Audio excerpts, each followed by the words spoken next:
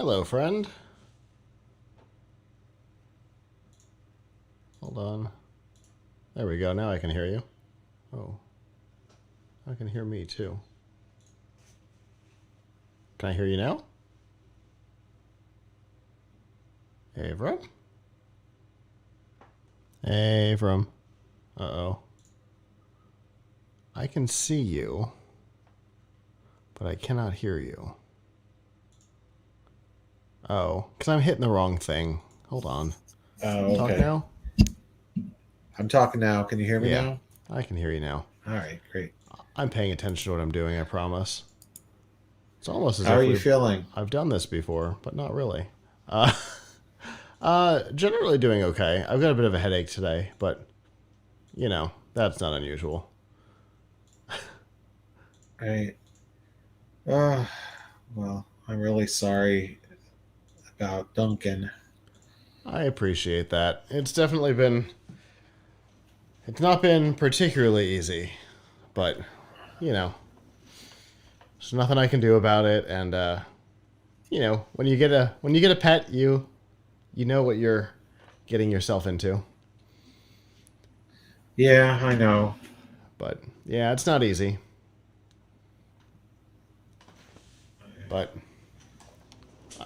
I've had some good people around me this week, so Well, that's good. That that is really good.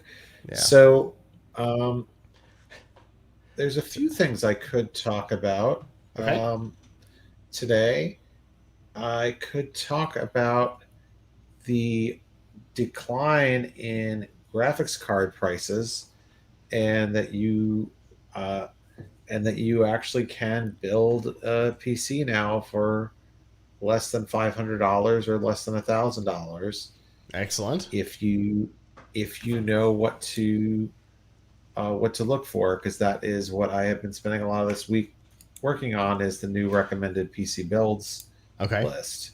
So I can actually recommend that. It also, you know, you also can actually find graphics cards.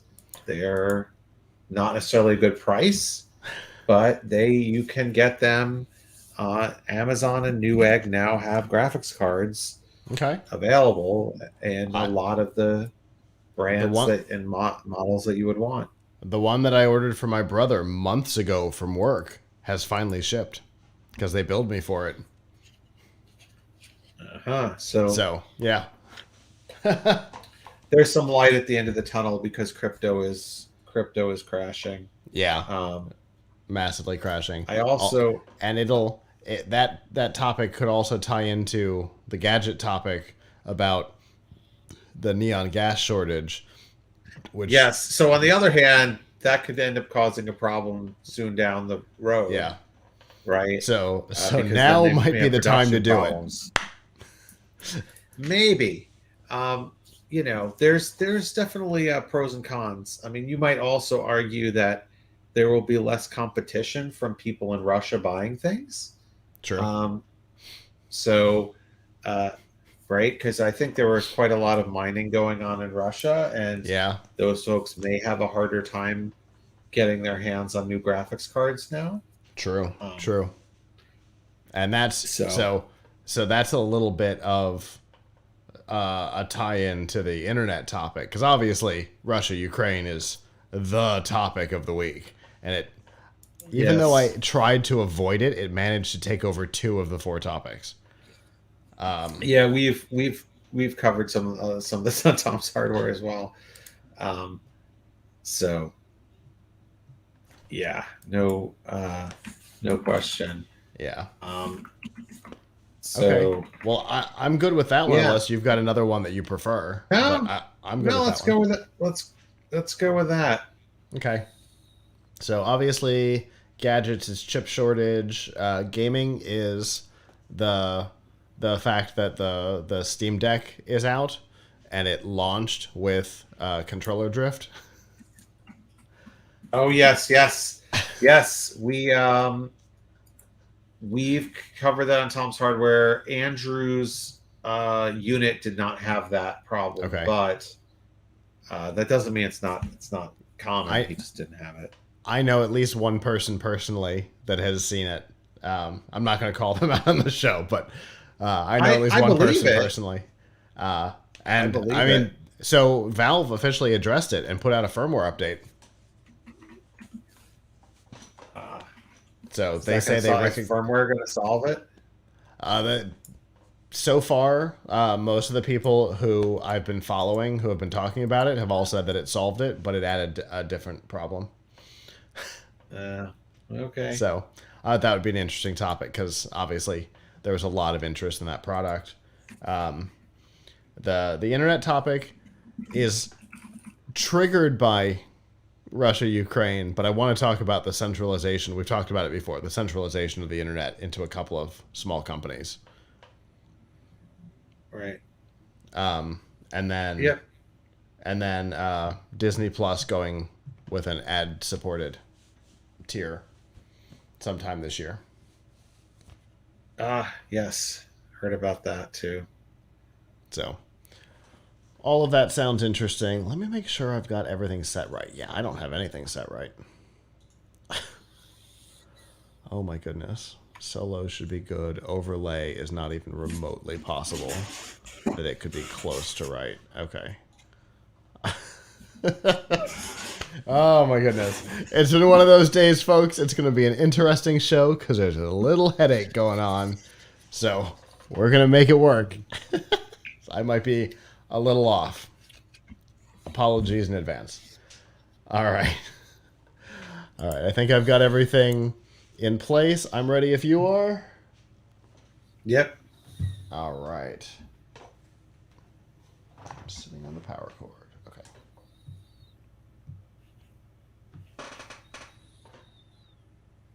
This week, chips are getting harder to find, Steam Deck is getting easier to control, and Disney Plus is getting cheaper to watch. It's Sunday, March 6th, 2022, and this is episode 618 of F5 Live, Refreshing Technology, a proud part of the Tech Podcast Network. If it's tech, it's here.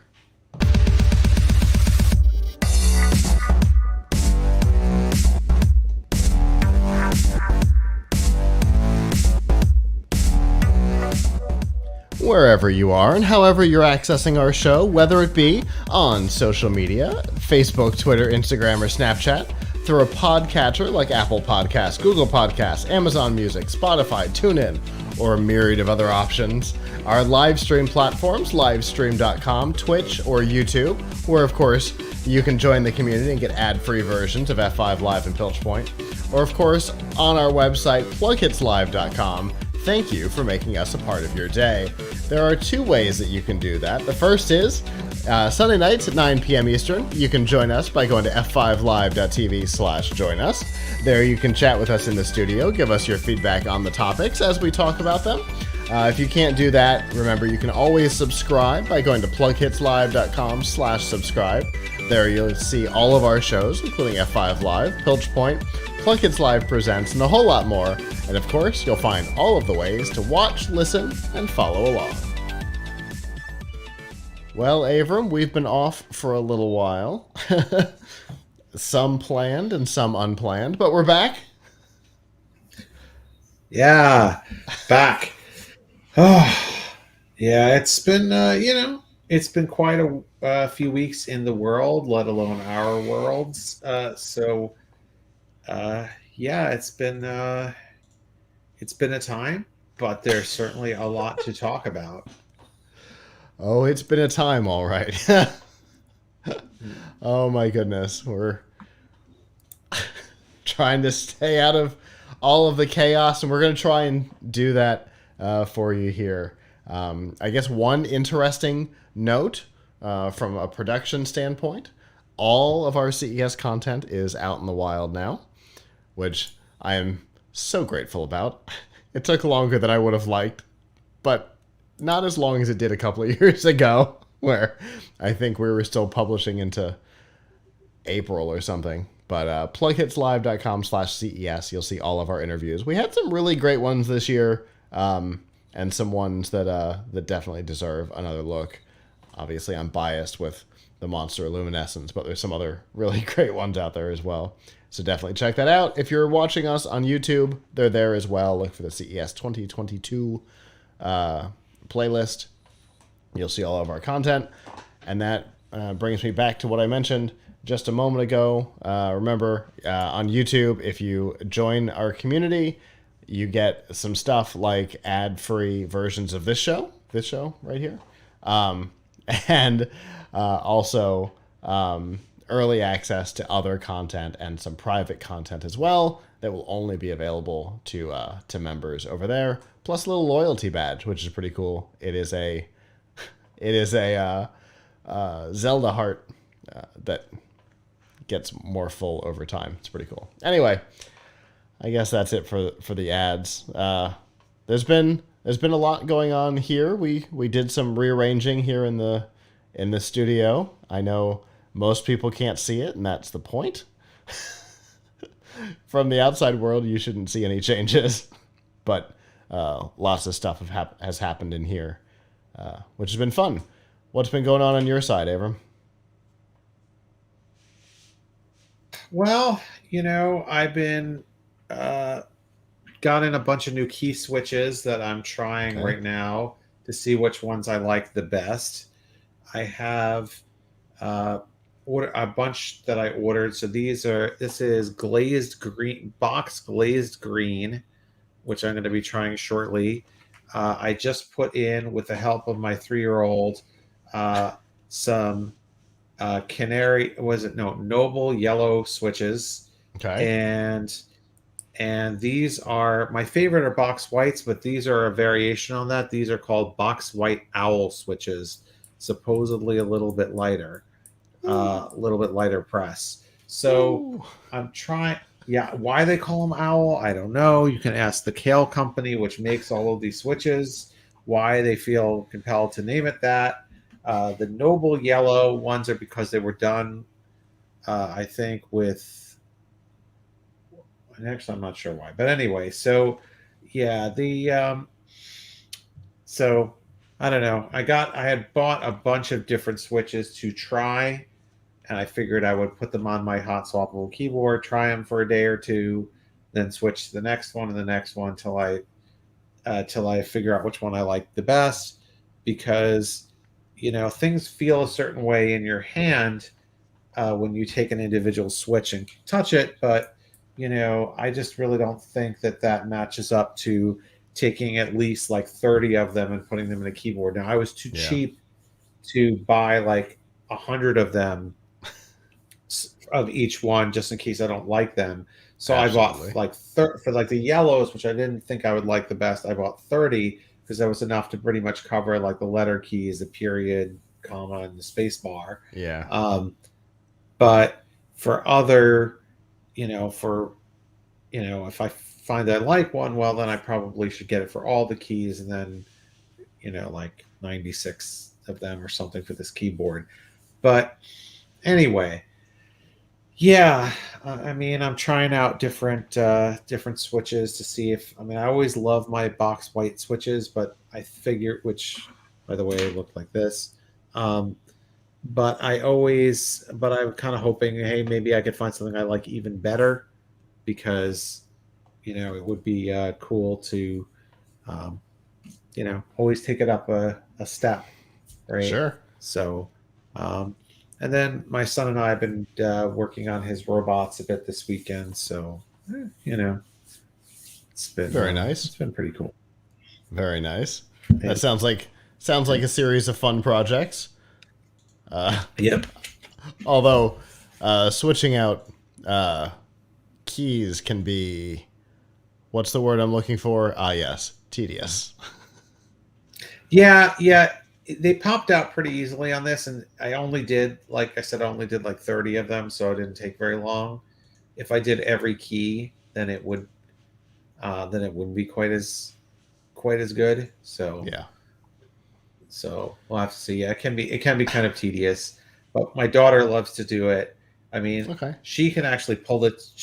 I didn't let her pull the switches out, but I let her pull the keycaps out with the Okay. keycap puller, and she was pretty good at that, but then I was faster, so I just started handing them to her and making her put them away, and that was like good for her to put them in a bin. So anyway, Whatever works. I know she likes to be yeah, there with you. So, yeah, she likes to, if we're working on something, she likes to work on it. So yeah, you know, otherwise she feels left out. So I can understand that. for sure. Yeah. Well, I look forward to hearing your take on the different switches. Alante in the Yeah. chat says I like the sound of the click. I don't know which one you were clicking at the particular time. They're Since all clicky. All of them are clicky. Uh, it's trying to zone in on which one is the best clicky. There's a couple of other colors of Switch, or I guess the Switches are marked by colors, but really other models of Switch I would like to try also to see how they stack up. Although these all seem to be very similar to the box white Switches, which are my favorites. So I figured there was a good chance that one of these would be up there at least as good, or if not better. So well, I do look forward to the overall analysis. But for now, I think we've got a bunch of news to talk about. So let's get down to yep. that.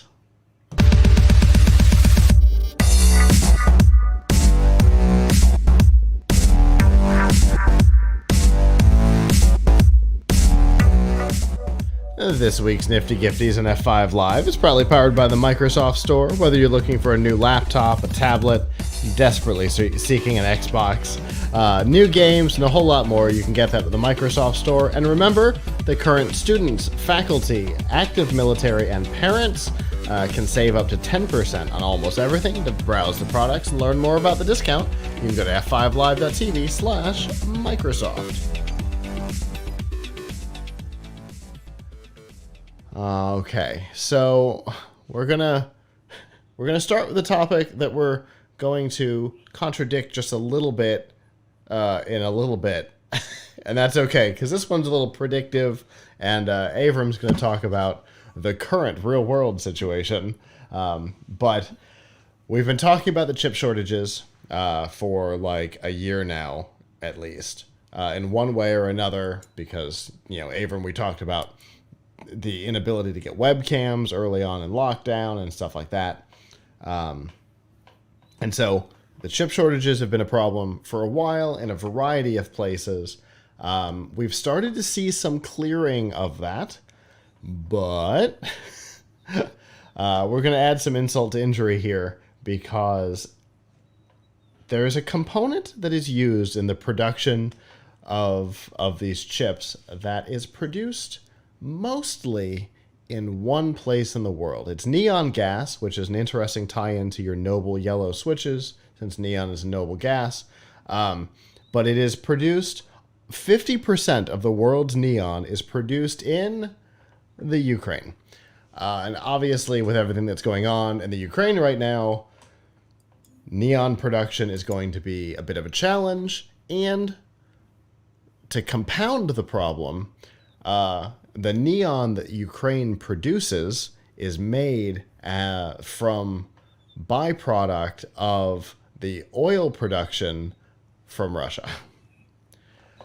So I can't imagine that the Ukraine right now is going to be getting any of that from Russia, and I can't imagine that they're terribly focused on producing neon right now when you consider that even their like blacksmiths, which I'm a little surprised exist, but the blacksmiths in Ukraine have started making anti-tank pokey chain things. So kind of everybody has changed what they're focusing on. So I can't imagine that producing neon gas so that Taiwan can make chips is going to be high on their list of priorities.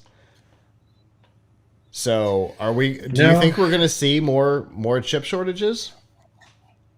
Possibly. I mean, maybe they can get more neon gas from another area. I mean, my understanding was that, yeah, I mean that could be, it really just shows how the world is globally connected, and how, this it's it's weird, right? Because if you go back like, I don't know, like 30, 40 years, right? When the Soviet Union was around, we didn't have Hmm. access to that neon either, right? True. So although we weren't producing chips like we are to I the was gonna level that say we are today. So our light bulbs didn't require chips. yes, yes. So I don't know. Yeah, it's a problem. Unfortunately, they're not the only place. Hopefully, they can get more neon from somewhere else. Maybe we can have fewer neon lights. I don't know. It there it is absolutely a problem. I mean, I think, I think we're all going to have to get used to some consequences of this conflict. Like, Yeah. I know a lot of people are concerned about the impact on the energy market too. Like, how much is it going to raise gas prices? How much is it going to raise my heating bill? And then the Yeah. spillover into how that affects inflation elsewhere. Look, I mean, Sure. there's a major land war in Europe. If we're all expecting for life to go on as normal, uh, with this going on, guess what? It's not going on as normal. And, Yeah. uh, you know, Because there are people in, both countries are involved in industries, heavily involved in industries that affect our daily lives. yeah, Russia yeah, on no the fuel question. side, Ukraine on several. They're like the second largest producer of corn or something in the world, and all kinds of Right, things like that. right, right. So, and guess what? Even if, let's say, Russia pulled out tomorrow, there's been a lot of damage Yeah. done to the infrastructure. So I'm sure that neon production would not just come right back up, uh, right? Right. So yeah, the thing is, this is bad, and we absolutely have to look at it as tech people and how it's going to affect our corner of the world, which Sure. is a pretty big corner, right? Like, people need chips for everything.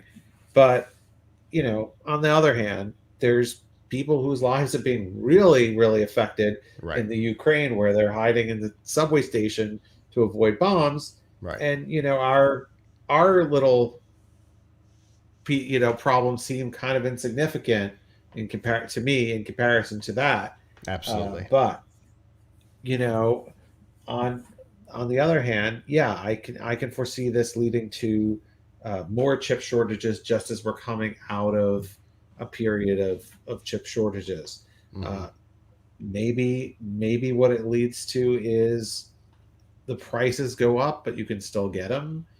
Uh, Sure. I don't know. It's a good question. It it kind of begs the the question that if this is something that is really needed, can they get the production somewhere else, or can they change the process somehow Right. to use something else, or just get production of neon ramped up somewhere else? Because I mean, I don't see this problem fixing itself that quickly. Right. So, even if Russia leaves, there's still going to be issues. So, For quite a while. this is a lot of other shortage things that are going on, of kind of temporary headwinds that there's a solution around the corner for. For example, you have a pandemic, and the pandemic is causing issues with Right. productivity and with things getting shipped. So, okay, hopefully, we all hope that that situation is getting better now, although I wouldn't count on it. But, you know, other things like ability to do production, we're seeing actually more plants come online for chip production over the next True. couple of years. So there's a lot going on. Intel's got its mega fab that they're putting in Ohio, for example. Yes, exactly. There's a lot of that stuff going online. So you can say, hey, the solutions for some of these things are right around the corner. But the solution for getting more neon out of Ukraine, might not be right around the corner. So Right. the industry is going to have to find long term, may have to find long term solutions long-term solutions to that need. Yeah. Yeah. Centralizing production of anything into one region is always a weird thing, right? Just like we talked about, the chips being produced mostly in Taiwan, that Right. That's which extremely problematic, right? right, because Because that's going to be the next conflict. yes, right. So if China were to decide to to take over Taiwan, that would be have an infinitely bit larger Yeah. impact than this because that's where a ton of the production takes place. Right. So yeah, I mean, I think it would be wise for the companies that produce chips to look to diversify where Mhm. they are manufacturing, uh, get out of zones that might have conflict at some point. I mean, granted, Taiwan has been a very stable place, good place for production for a long time, but you never know what's going to happen. So Right. I don't know. I guess like everything else, you need redundancy. True. Absolutely. And we're going to see, hopefully not, but we might see over the next couple of months exactly what that lack of redundancy may or may not to do to the global chip production. I guess only time will tell on that one.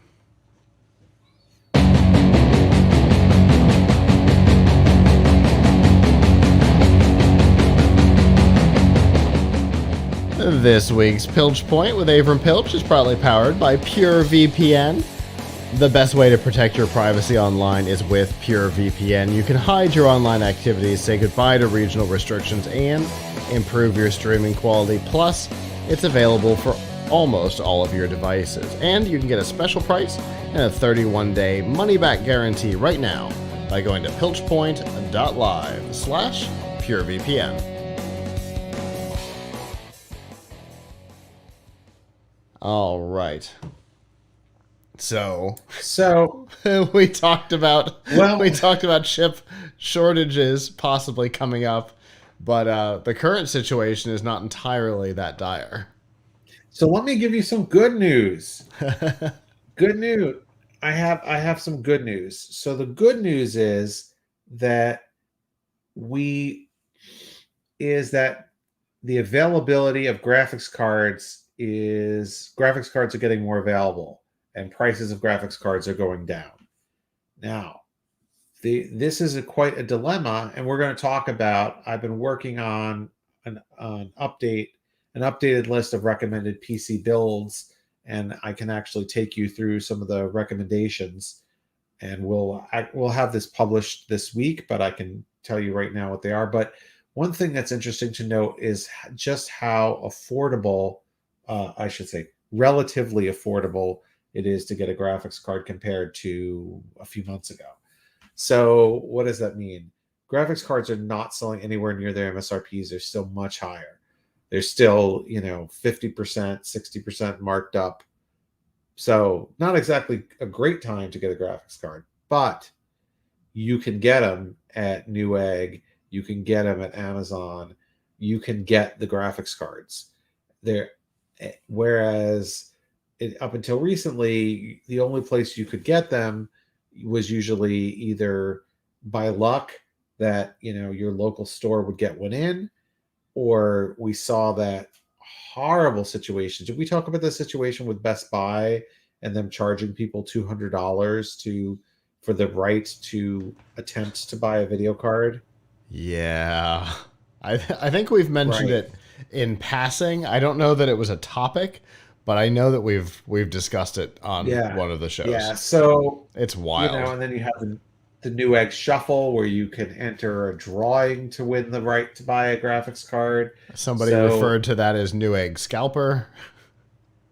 right. And not necessarily buy it at MSR anywhere close to Right. MSRP. So it's not necessarily a great situation. However, Now you actually can go and you can find these cards readily available, although not necessarily at the prices you want. And this makes it so that, hey, you can build a PC. So because I wouldn't say that counting on scalpers on eBay to have something is a great strategy for building your PC. So first of all, I want to start off by showing you a tool that, oops, sorry, I meant to hit the share screen, by showing you a tool that I really like, which is which is the which is a PC part picker. So I love this website, PC Part Picker. I It's wish the I best. could make a tool like this.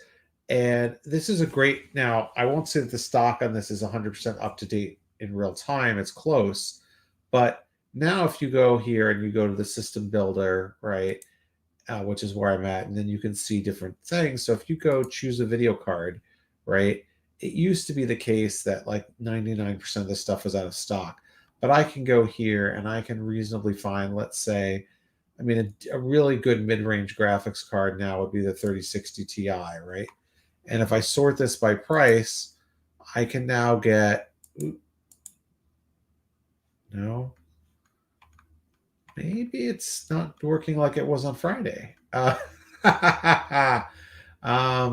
what if I Uh-oh. try 3060? Okay, better yet, 3060, right? If I choose the 3060, I can now see that for like, I can now easily see there are all these different places that have it.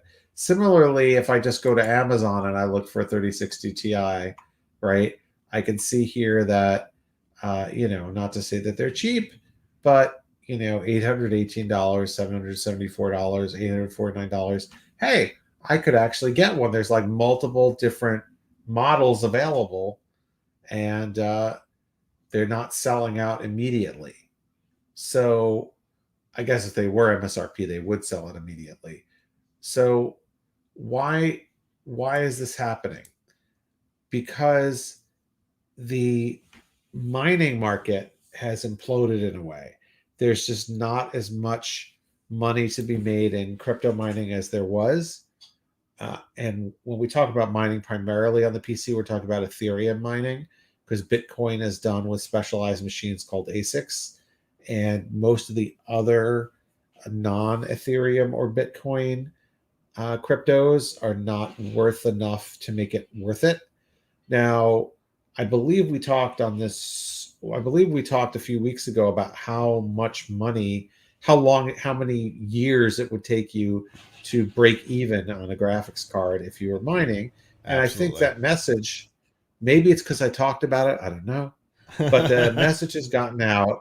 And I think that there's fewer miners out there snapping up these cards. So they're more available to regular consumers to buy. So, what does that mean for you? If you want to build a PC? Well, let's talk for a second about how inexpensively you could build a PC. So, a few years ago, we started at Tom's Hardware started to do a story on the best PC builds, and we would try to price out here's what you can get for under $500. Here's what you can get for under 1,000. Here's what you could build for under 2,000. And this was a very hard thing to maintain over the last year or two because what we'd really have to say is who knows what you can build, because if you want a graphics card, you've got to buy it off of eBay, and that's not a stable thing. So now we're revisiting the lists, and we can actually recommend some things for under 1,000 or under um, or under 1,500, and it's quite feasible for you to get them. So what you can do, so for less than $500, what our recommendation is that you build around a Ryzen 5 5600G. That is a Ryzen CPU, or otherwise known as an APU in this case, with good Radeon Vega integrated graphics. So you will not be buying a discrete graphics card. And you can get that chip and a B450M motherboard 16 gigs of DDR4 RAM, a 500 gigabyte WD Blue SN550 SSD, and a 450 watt power supply, and a Cooler Master case uh, with a nice tempered glass window on the side for $488 today, uh, which is really not Whoa. bad.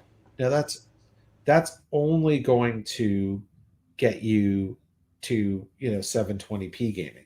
Oh, I should also give the caveat that when I say these prices, I'm not including the cost of buying Windows, because you may have Windows already or be able to get it for cheap or free. And of course, you'll need keyboard and mouse and a monitor, as you always do.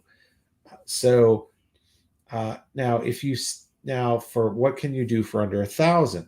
For under 1,000, you can get a system with 32 gigs of RAM, a 1 terabyte Samsung 970 Evo SSD, Ryzen 5 5600X CPU, and either RTX 3050 or Radeon RX 6600 graphics. And those cards are both around $400 to $450.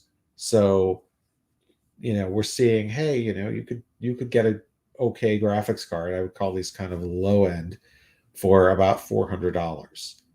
So not not terrible. That system, my current prices would cost you that I've just named with an NZXT a nice NZXT case and a 550 watt Corsair bronze 80 plus bronze power supply would comes to $996 today. What the next step up after that is to get a system with RTX 3060 graphics, and a Intel Core i5-12400 CPU, and again, 32 gigabytes of RAM, 2 terabyte SSD, and a 650 watt power supply for $1486. And of course, if you can splurge a little bit more and get a 3060 Ti instead of a 3060, that will be maybe another $100. So you're talking about a 3060 is about $700, 3060 Ti about $825. So that would take you up around $1,600, but not terrible. Now,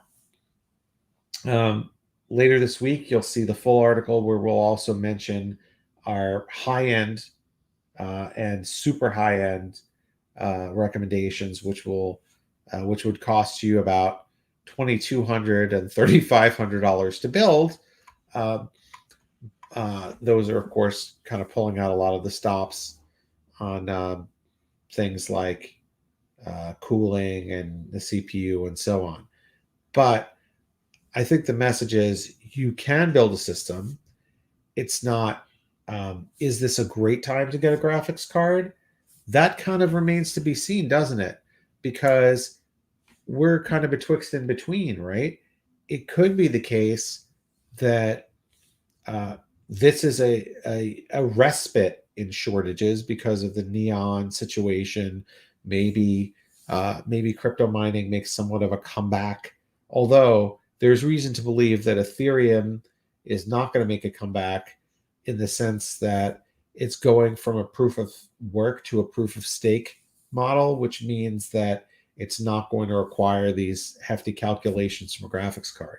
So, on the other hand, could there be worse shortages in the future? So you can get a graphics card now.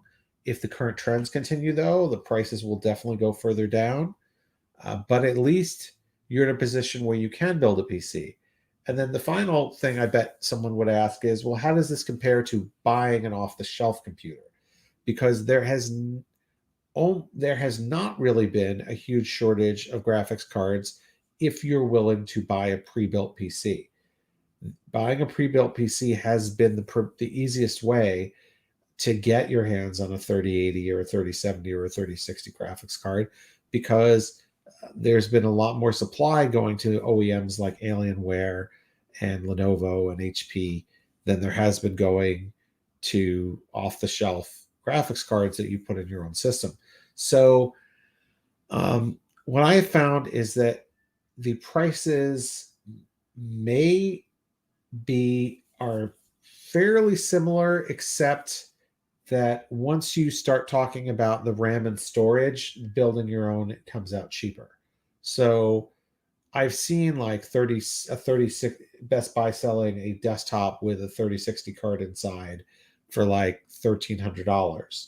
But, it doesn't have a 1 terabyte SSD in there. It doesn't have, 32 gigs of RAM. It doesn't have, so you definitely come out ahead on the cost of RAM and storage, and you get a chance to kind of better craft your system as always if you build it yourself.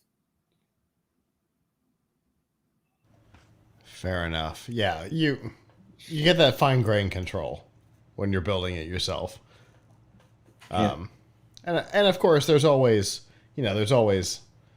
companies that let you build it yourself without building it yourself, but those don't tend to Oh, be those are in more the money. same. Yeah, Those are those don't tend to be in the same price category as actually yeah, building it those yourself. are yeah, those are more expensive. So yeah, I mean, you will occasionally, like I said, see Best Buy or something selling a desktop with one of these for perhaps less than you would add it up to, although only if you're not.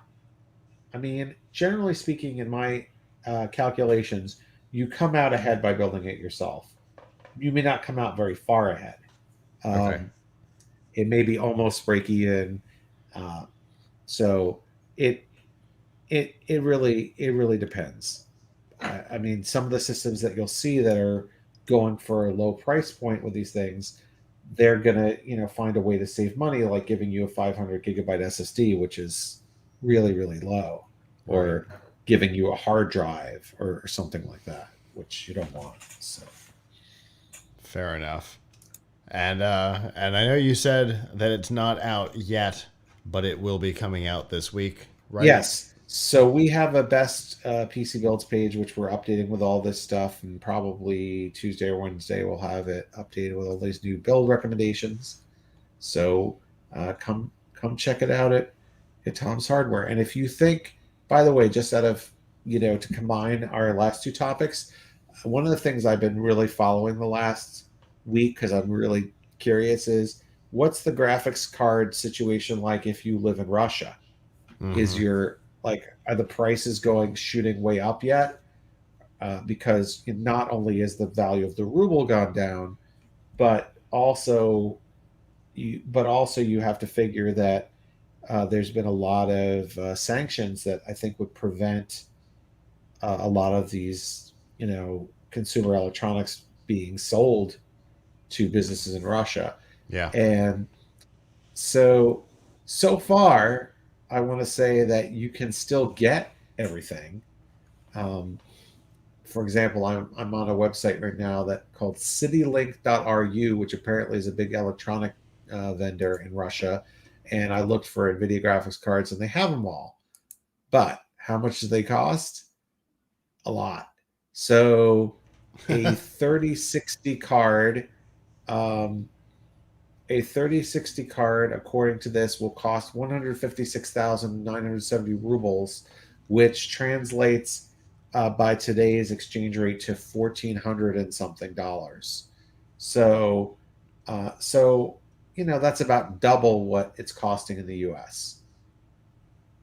And I also have to wonder whether any of these stores yet have adjusted their prices for the value of the currency.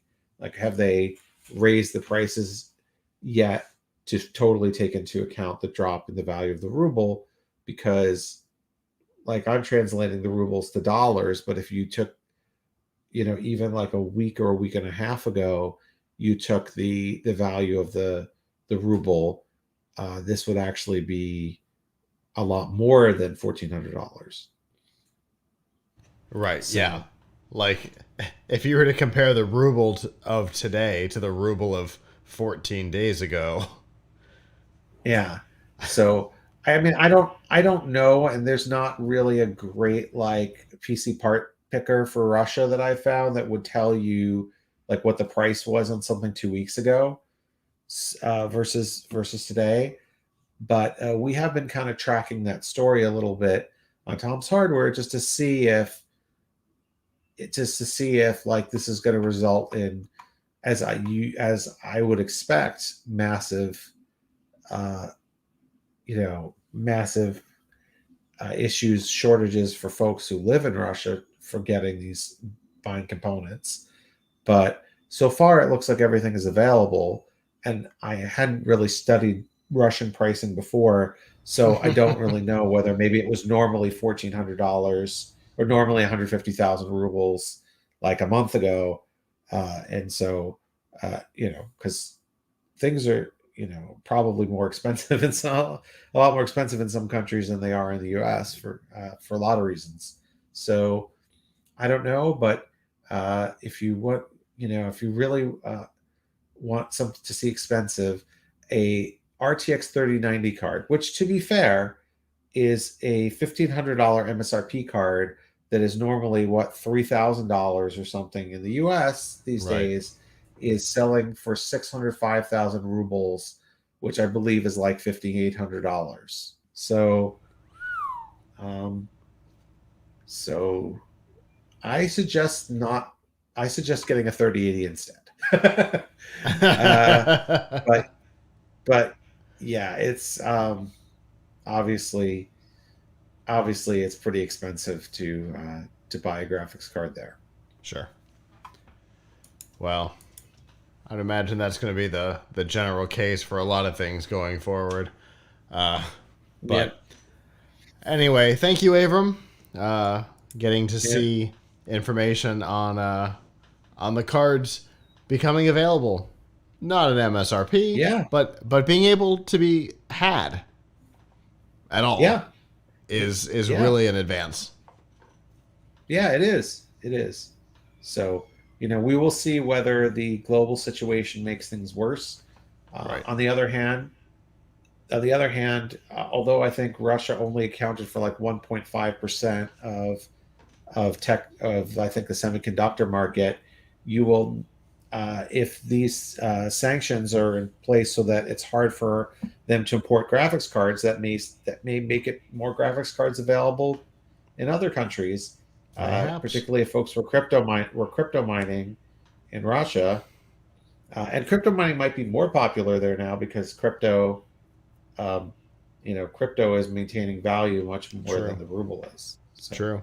Yeah, because Bitcoin and Ethereum have basically been doing this, but they've been sitting on a pretty, oscillating on a pretty even line. The line is lower than it was 6 months ago, but it's been oscillating on a pretty solid line the last couple weeks. Oh, and some of the exchanges have said that they're not pulling out of Russia, whereas Visa and MasterCard are. Yeah. So. Yep. It's an interesting time across a lot of industries right now. We're going to talk about that a little bit more here in a minute. But as always, Avram, definitely appreciate the look into availability again, because yay, availability again. Fingers crossed it only gets better. I don't know that that's going to be the case, but let's hope. Yeah. And as always, I look forward to what we talk about next.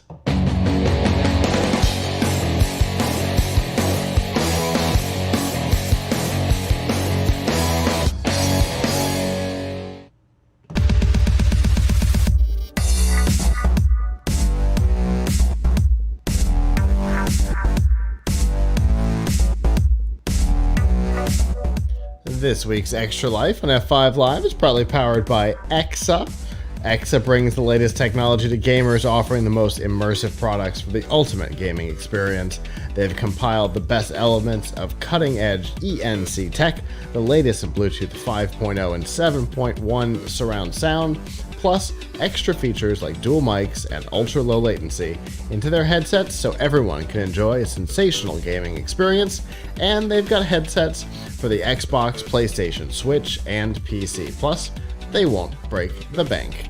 To learn more about the headsets that are available and any current promotions, you can go to f5live.tv/exa.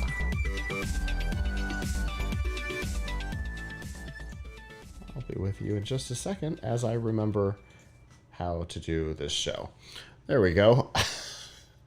Oh, and I've still got the typo up at the top. I apologize, guys. Anyway, let's talk about the Steam Deck. We've been very excited about this product around here. We have one that we're waiting on ourselves that will likely be in the second quarter. But the first units are out. The people who have gotten them have had almost nothing but positive things to say about them. In fact, it's unusual to see any product receive the positive response that this one has. Of course, it's not all been positive, but much of it has been.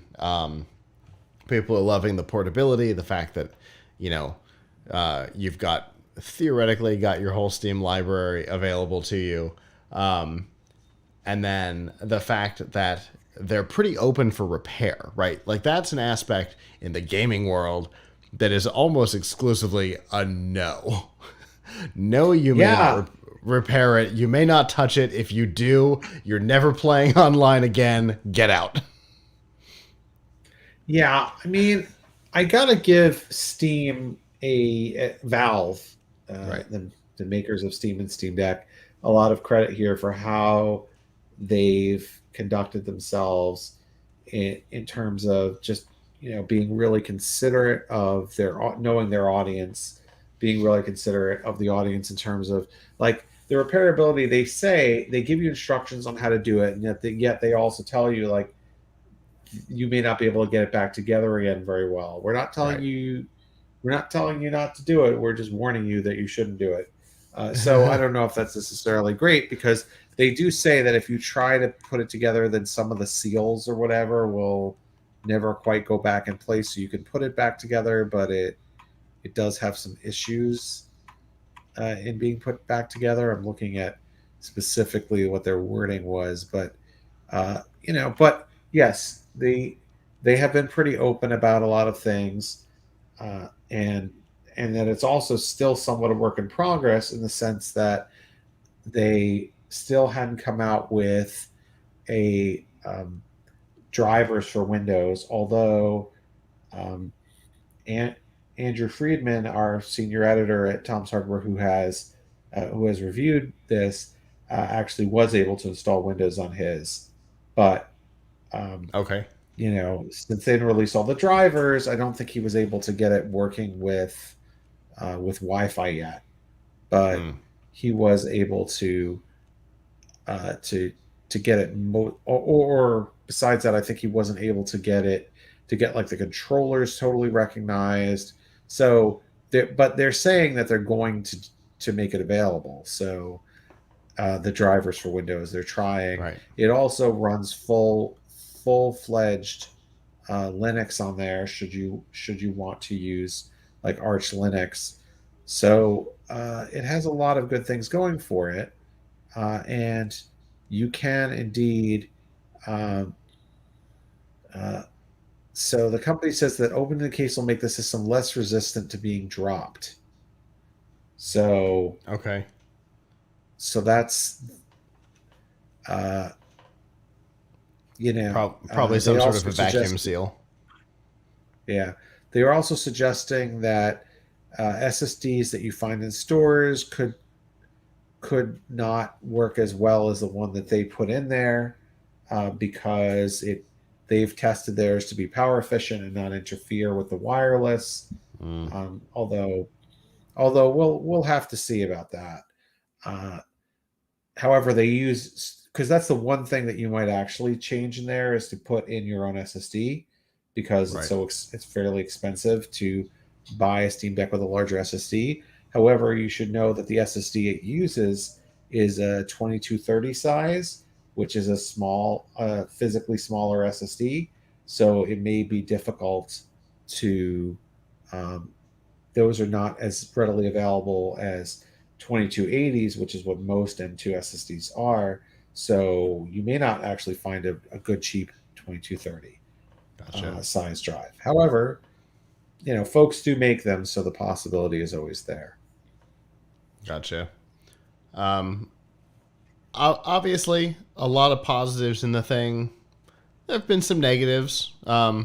People were surprised, despite the number, at how heavy it is. Um, the a pound and a half, 1.47 sounds light enough, but when actually using it, some people have felt like it was unexpectedly heavy. But whatevs. You and I go back long enough on laptops and things to, or portable gaming systems. The Game Gear was like 800 pounds. It might very well have been made out of something from outer space. But but the real one, the real thing that people have been noting, particularly online, after the first the first batch of units, there have been some complaints about not Joy-Con, but controller drift. We talk about it because of the Joy-Con drift that we have seen as such a problem in the Nintendo Switch universe. It has always existed, right? There's always been at some point a joystick is going to break and it's going to start misbehaving. But this is happening Oh right yeah, out of we the had that box. problem with my son's Switch. Yeah. Yeah, you would expect, normally they break from use or from getting dirt under them and things like that. Right. So getting, your shiny new system and having that right away. Plus, if you're the most obvious comparison product to the Steam Deck is the Switch, Right. because it's the same form factor. That's a form factor that people want. Note, by the way, that the Switch weighs half as much. Right. So when people say it's heavy, it's probably because they're used to holding a Nintendo Switch that weighs 0.88 pounds as opposed to, I think, 1.6 pounds. So pretty much double. I think But 1.47, if I remember correctly. okay, so not quite double, but But compared close to a enough. Switch, yeah. Close enough to But compared to double. a Switch, it's a lot heavier. The other thing that the Switch has going for it that this is not is that the Joy Cons are removable on the Switch. So if this happens to your Switch, you can replace Right. the controllers, the joysticks. I mean, even if you can't physically, I mean, there are ways to open up and try to replace a stick. But let's say the controllers just totally go. I mean, like in the case of my son's Joy Cons, he had a real problem with them. Like, not only we have joystick, did we have the stick drift, but it was periodically hitting the home button on its own, which I have no idea how that was happening. So you'd be in the middle of a game and it would just like go back to the home menu, and that was so infuriating. And Yeah. so we got him new Joy Cons, problem solved. Now you have the Steam Deck, which costs at least $400, and you can't do this. I mean, you can open it up and maybe attempt to replace the analog sticks, but yeah, I mean, if this is really calls attention to the problem. Now, I mean, I guess what one could do if you really um, want to use your system and the joysticks don't work, you could dock it. A docking station is coming out, or you could just plug it in. Right now, I think you can plug it in by USB-C to a monitor, Mm-hmm. attach your own controller and play. But then why are you buying this? Right. Because the whole purpose of it is to play it as a handheld. Mm-hmm. That ability to to dock it and play it, and then pick it up and walk away and continue to play the same game. That's right. That's your big thing. It's what has made the Switch such a popular device. And yeah, if all of a sudden you can't do that, it's not great. The good news, though, is that Valve has directly responded to this. And in fact, they have said that the issue. I'm trying to see where they said. They said that the issue has to do with a firmware update. Oh, here it is. The team has looked into the reported issues, and it turns out it was a dead zone regression from a recent firmware update. We just shipped a fix to address the bug, so make sure you're up to date. So they're claiming, oops, our bad. We did this on us. We got it, though. And they did put out a firmware update. One of the original posters who sent all of us down this path of watching this, a user on Reddit, updated their device and then ran tests and said that immediately after the firmware update, the drift went away, which is a positive. But they also said that fine movements had changed in behavior after the firmware update. So, not ideal, but certainly heading in the right direction. I'd rather the controller be fully functional and a little less fine-grained than non-functional and doing things all by itself. But hopefully this means that they're going to be able to narrow in on what the issue is in the firmware and fix it with time, because it sounds like it's legitimately a software problem, not a hardware problem. Great, but doesn't it call attention to the fact that down the road this could happen for physical reasons, and then what are you going to do about it? True. Now, I mean, you have the same problem, by the way, if you buy a Nintendo Switch Lite. The Nintendo Switch Lite also has the joysticks built in. So, yeah, I mean, not a great situation. I mean, I will give Valve some credit in that they tell you how you can replace. They're going to give repair instructions, but that definitely would concern me. It would be nice if, I mean, one thing, obviously, this was a question that a lot of people had when they first announced it, which is, what are you going to do about joystick drift? And they said, well, we're trying to find some really high quality joysticks, but I don't know. Maybe it's inevitable that joystick drift can happen over time, and then what do you do? Personally, I'm not gonna lie. Personally, I feel that drift is like Thanos. I believe it's inevitable. And in chat, Alante says, mine certainly has drift in both Joy-Cons, referring to his Switch, but my PS4 and Xbox One controllers have all gotten drift issues as well over time.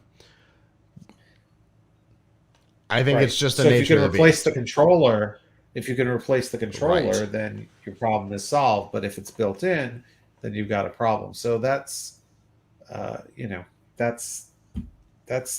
of where we stand. So I don't know. I think even though they fixed the problem, they've also reminded people of the problem with the design, which is that if this happens inevitably, they're going to be stuck doing something that they don't really want, that is not recommended, which is trying to open it up. I mean, I'm sure there will be some type of cottage industry in replacement analog sticks that fit. That fit the Steam Deck. But I just a business recommendation to the guys over at You Break I Fix. I'd get to know this hardware pretty quick if I were you, because that might be the cottage industry for for fixing it. And yeah, from chat, this definitely seems like a quirk of modern gaming in general. Yeah, I think it's a quirk of the way joysticks work. Modernly, the original joysticks, Atari and whatnot, that were left, right, up, down. It never happened. Right, but they were far less controlled. Right, it was, for the most part, it was 4 directions. The second generation had 8 directions, but none of this you know, very fine grained control over direction and speed and things like that. It was mostly an all or nothing kind of control. So it may have worked differently. There may have literally just been actuators inside. I don't know. But that's not how the current ones work. And I think it's the idea of the way modern joysticks work. And Alante is saying up to PS3 and Xbox 360 there were no drift issues, but I've got a 360 controller that had drift. I've got an original Xbox controller. I've got PS2 controllers that do it. I think the more control you have over motion using the joystick, the more likely it is to do this. And from what I've read, Nintendo did they published a whole piece on the problem, and they basically went into that the way the modern things work with the push and pull and all of that is the reason why it's kind of inevitable. So the more control you have, I think the more likely it is, and modern controllers have a lot of control in their analog sticks, so. But yeah, I think you're right. This does remind people of one of the biggest drawbacks of the hardware design, and I guess we'll see over time how it plays out. Hopefully, the problem will not be as common as Nintendo has been experiencing, though. Fingers crossed.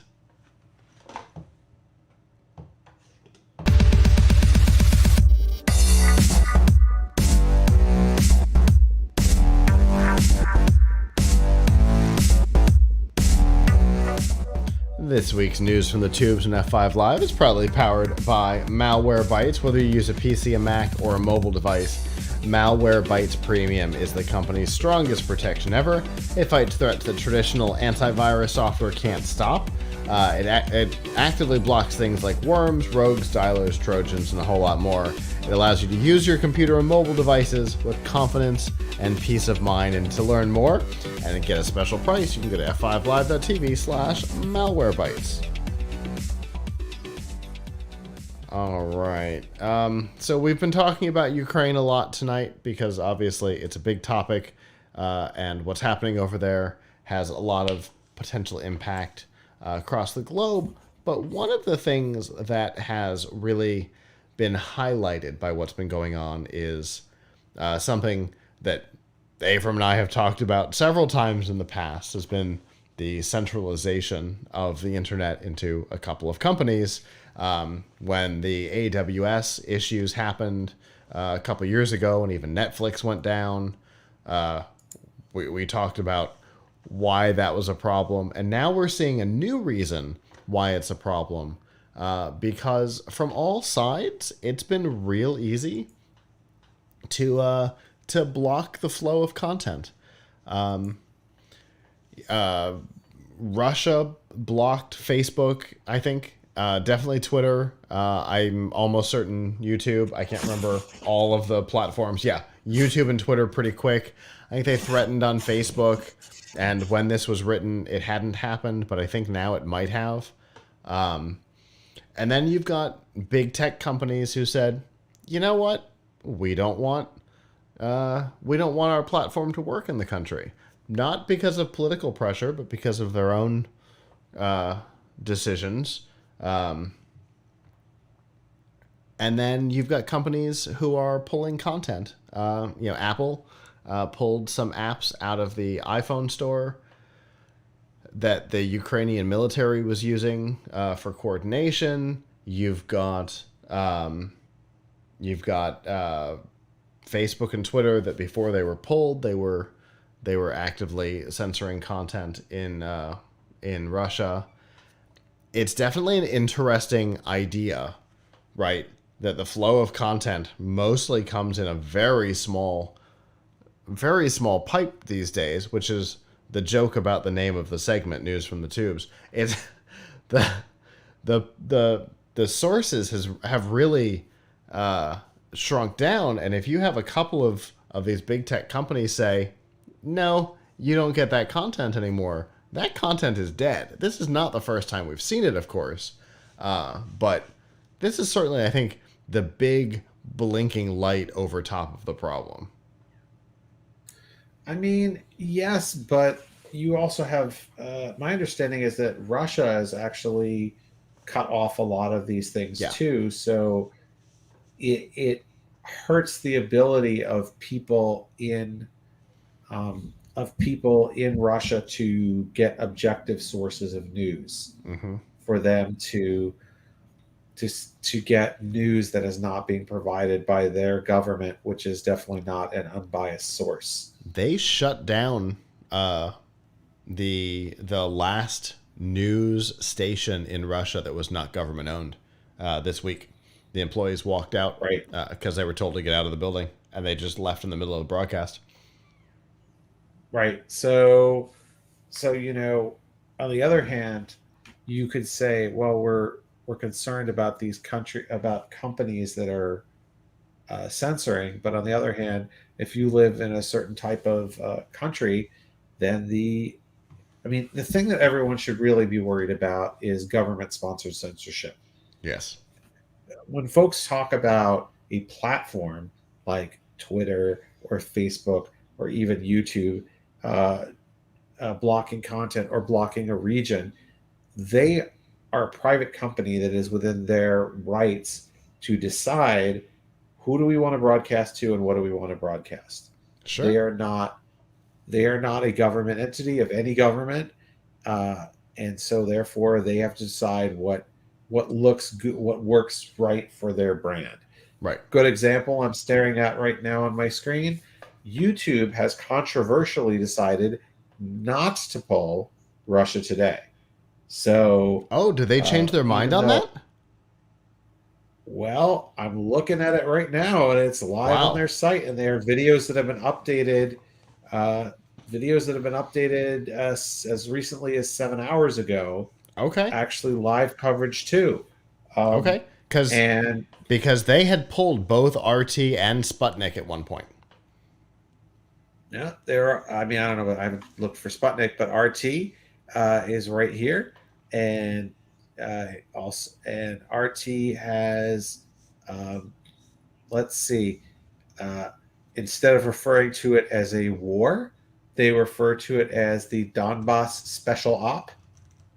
So I'm sorry.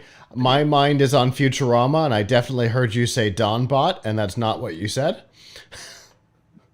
Donbass. I may be Okay. pronouncing it wrong, but the because that's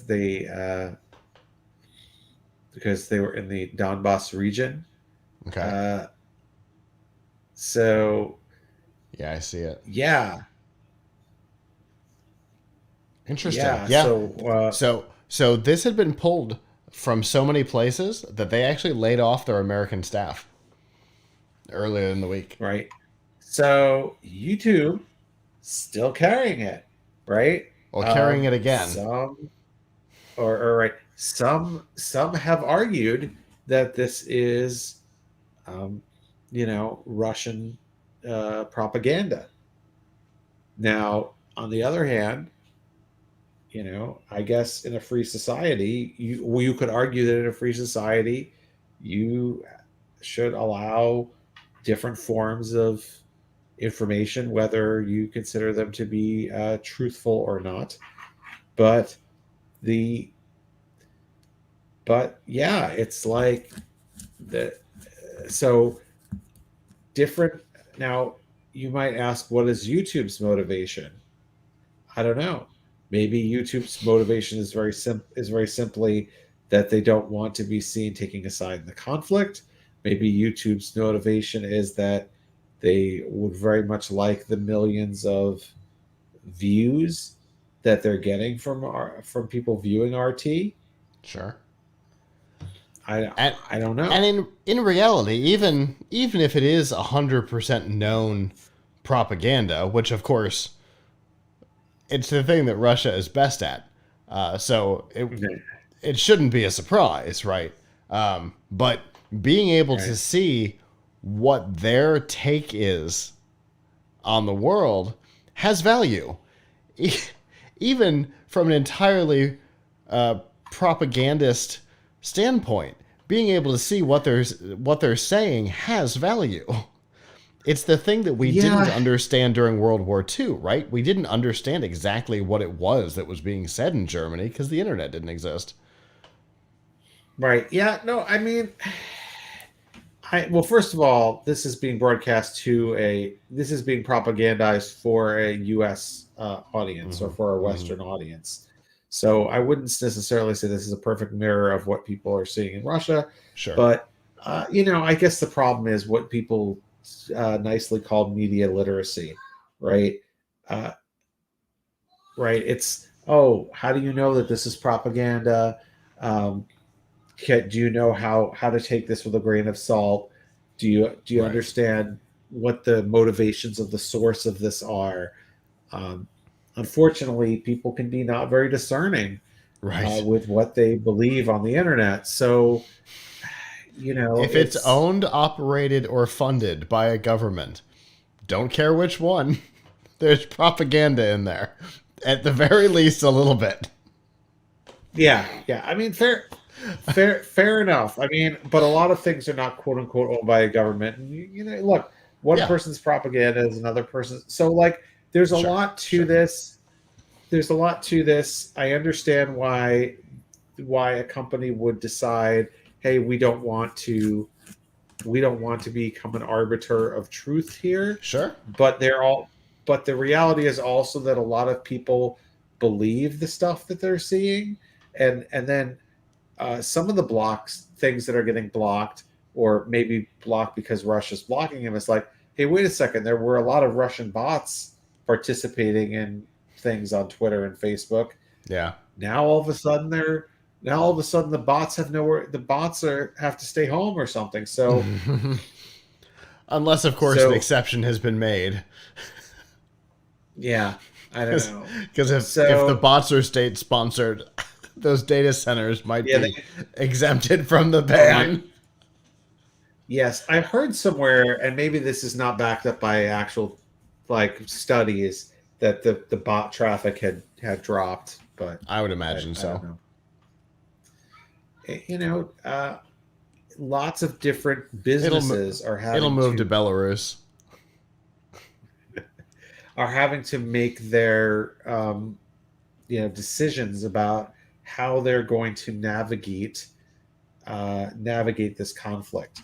Do they want to be seen as kind of Switzerland? Not Switzerland today, I should say, but World I War was II gonna say Switzerland. a great Yeah. example up Uh, until 7 days ago. yes. Do they want to be seen as Switzerland of traditional Switzerland position of we don't take a side no matter what, or do they see the cost of that? So Right. just as we said that Facebook and YouTube is keeping Russia Today going, uh, Facebook and Twitter are, well, Twitter was dropped by Russia, not the other way around, right? Correct. But So they've also been very active in pulling content. right, and then on the other hand, you have companies, like Coca-Cola's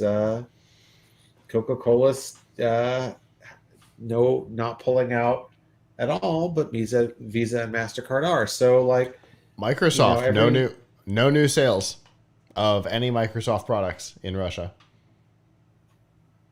right.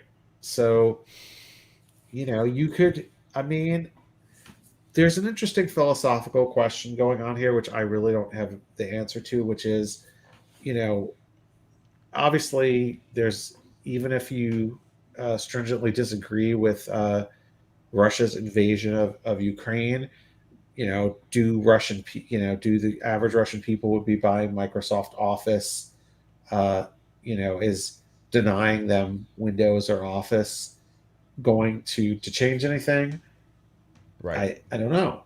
Is denying them um, Coke going to change something? I don't know. I mean, I think part of it is that these companies don't want to be seen as supporting something that is rightfully very unpopular right now.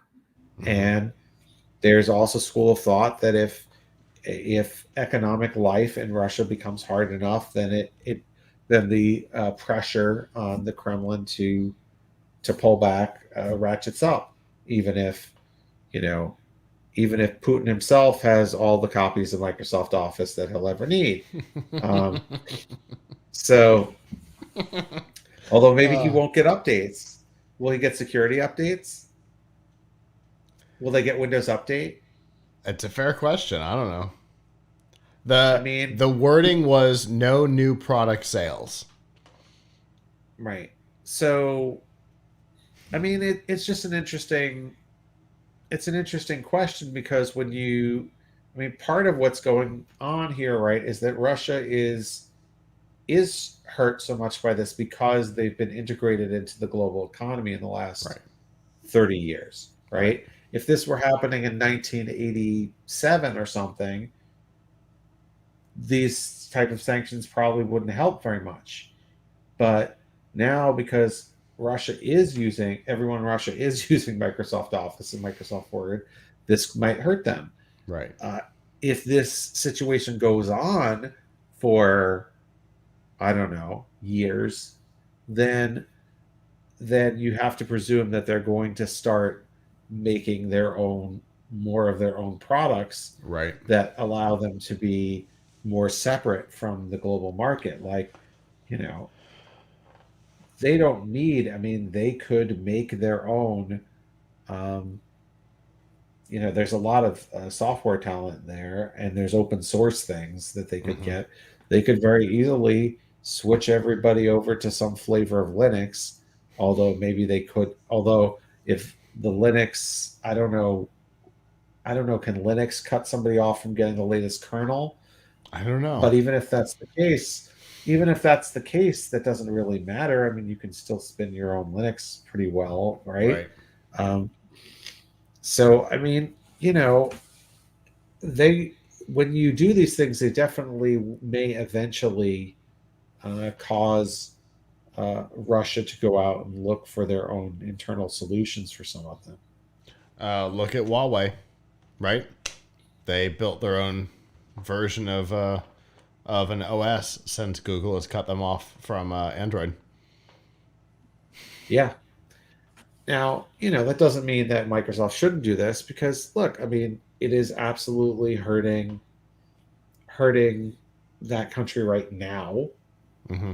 and it is also a statement by these companies to say like we don't want, you know, we want to distance Right. ourselves from this, uh, you know, distance ourselves from this. So, you know, I don't know what the answer is, but I mean, obviously, it's good for people to have a free flow of information.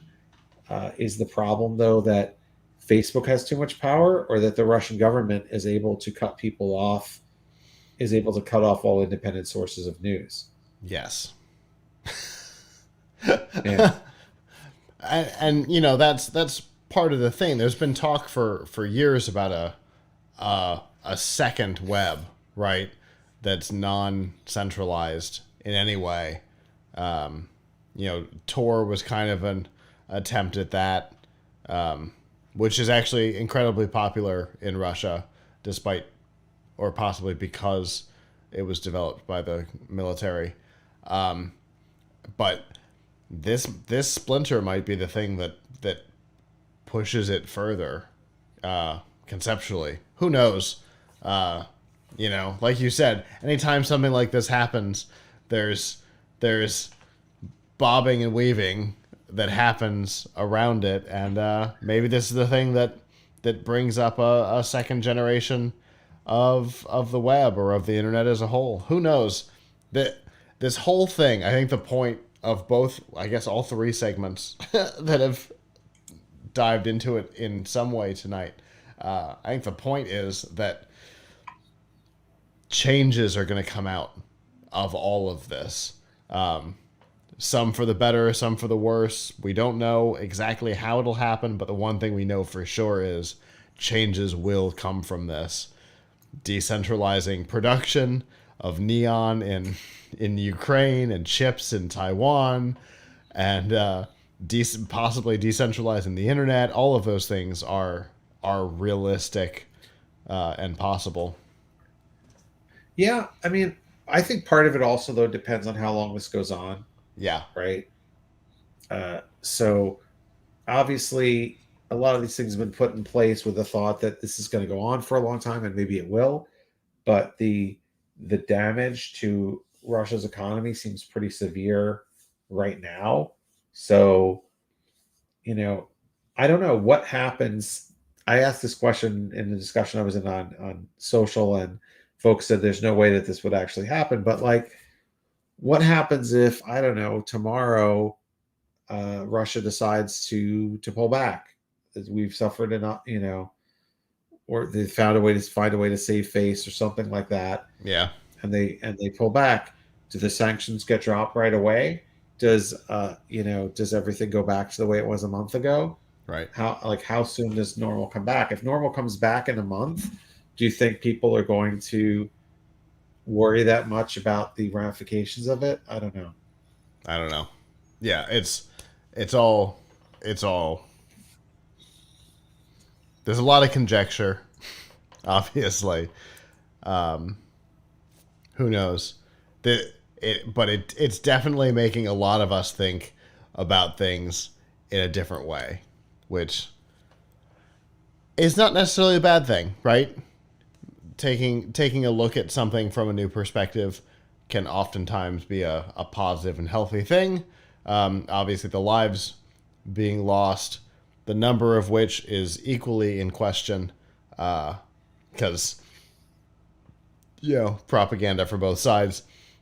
So the number we don't know, but obviously the lives lost is not worth the new perspective. But I mean, if we're looking for something to come out of this, a new perspective on a lot of things might be that silver lining.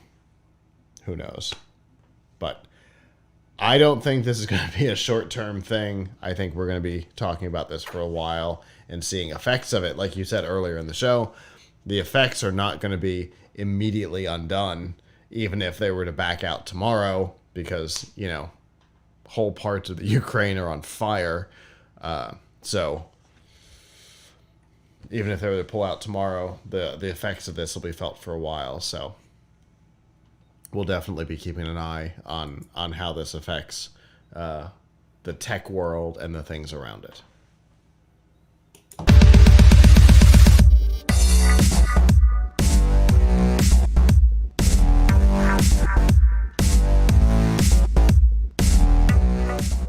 This week's DRM Not Included in F5 Live is proudly powered by Amazon Prime. You get free shipping, but you get a whole lot more. You get free music with Amazon Prime Music, free TV, movies, and documentaries with Amazon Prime Video, free games, and a free Twitch subscription to use on the content creator of your choice with Amazon Prime Gaming, and a lot more than that. We've got links to these features and some of our other favorites, plus a 30-day free trial if you're not already a subscriber, and all of that can be found by going to f5live.tv/prime. All right, and I know I said it last time, but I'll say it again. I have to update that card as well. It's got the wrong price as of now, I think. Anyway, let's talk something calmer. It's been a pretty intense show. Let's talk about Disney.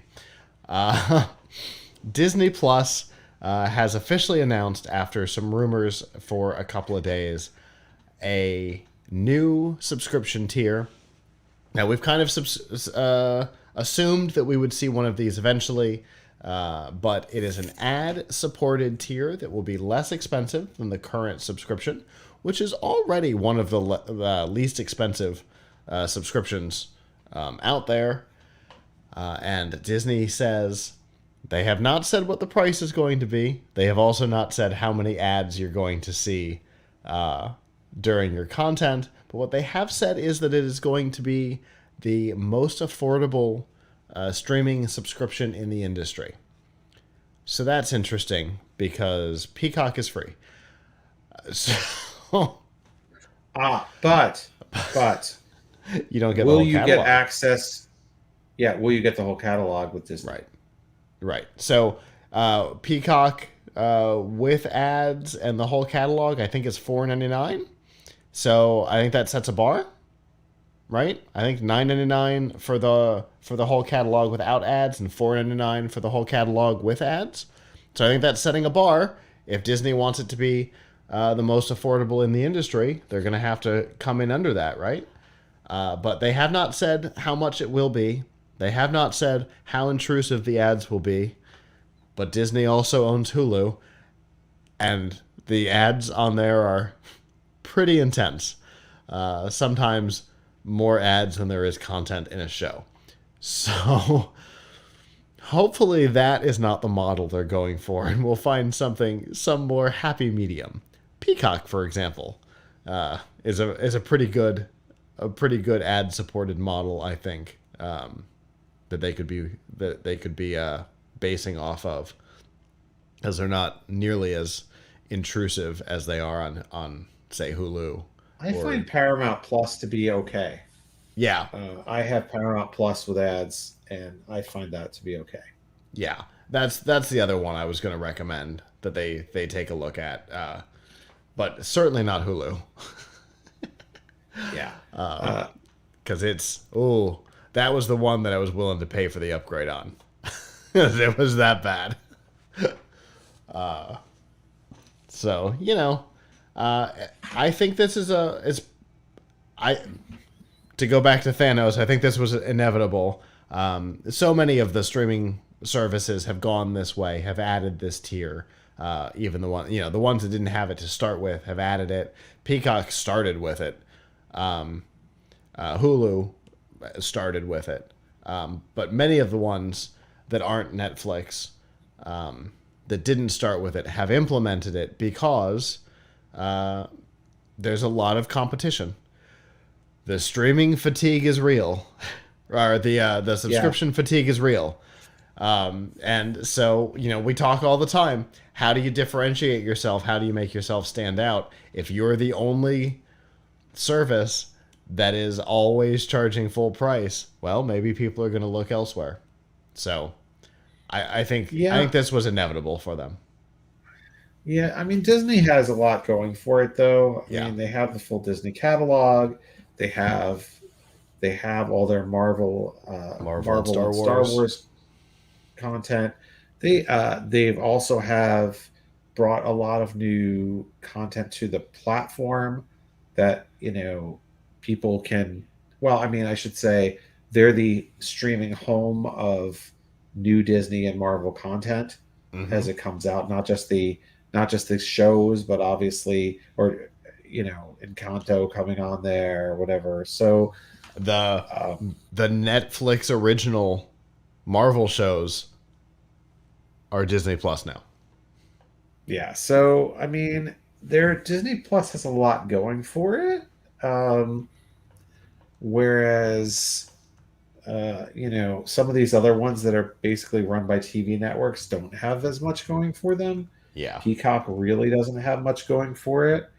Uh, Paramount, at least Paramount has Star Trek going for it, which is the reason I subscribe. Uh huh. Although apparently, this was very sad to hear. I don't know if you heard this, but apparently they got a lot more subscribers from having Clifford the Big Red Dog on Paramount Plus than Oh, they've gotten from Star Trek. I don't even know what to do with that sentence. I mean, what must it have cost them to have Clifford the Big Red Dog on there? Not much compared to producing all this original Star Trek content that they're Indeed. producing. They say like we got Clifford the Big Red Dog. I mean, don't get me wrong, my kids loved Clifford the Big Red Dog, so um, But but it's but not. nevertheless, But it's not Picard. yeah, yes, it's not Picard. It's not Picard. It's not Discovery. It's not Lower Decks. So, yeah, Or even but Janeway. I can't remember the name of that one, but Prodigy. Yeah, Prodigy. but I enjoy that one too. I started watching it and I couldn't get into it. Maybe I'll try again. The Star Trek Prodigy. The others, the first two were a little off. I love.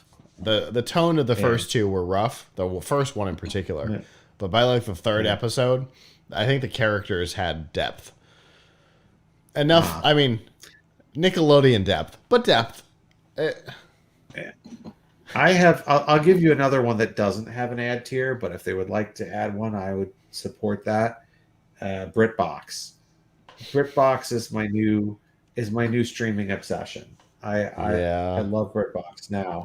So, and that's relatively affordable. I think for the year it's like $70 or something. Yeah. But they do not have an ad tier, and you cannot download stuff to watch offline either. Yeah. With BritBox. From what I can tell, the BBC iPlayer and Channel 4, or all four, I guess, of the streaming service in Britain doesn't have that ability. So that doesn't shock me. Well, I would actually pay extra for BritBox to have British ads. Because I would love to see the.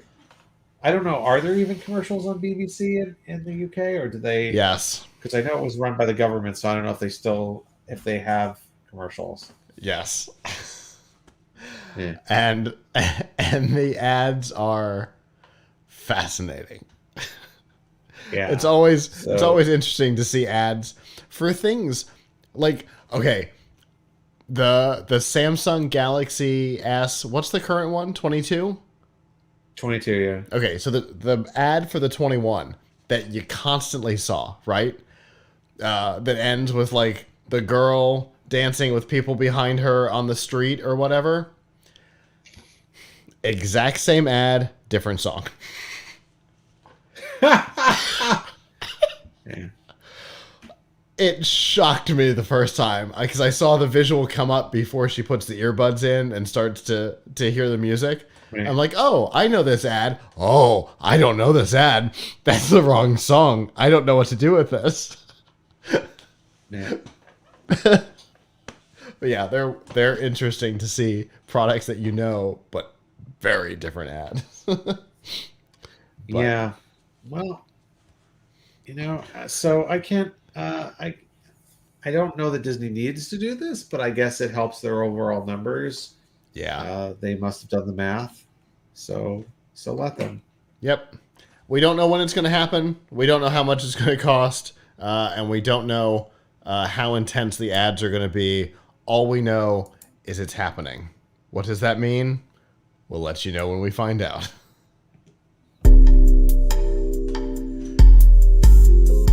Well, that is our show. Thank you to those of you who joined us live. We always appreciate it. We have fun following the chat. If you didn't join us live and would like to in the future, Sunday nights at 9 p.m. Eastern, f5live.tv/join us, or of course you can find us on YouTube or Twitch and chat with us that way. If you're not able to join us live, that's okay. Lots of ways that you can watch, listen, and follow along. PLUGHITZlive.com/subscribe. You'll see all of our shows and links to all of the platforms on which you can find it, or at least most of them. And if there's a platform that we're not on that you would like us to be, let us know. We will see what we can do. We've been expanding just recently. In fact, there's a video platform called Odyssey, ODYSEE, that we are officially on as of this week. We've been enjoying that platform so far. The interface is pretty nice, and we'll see how that goes.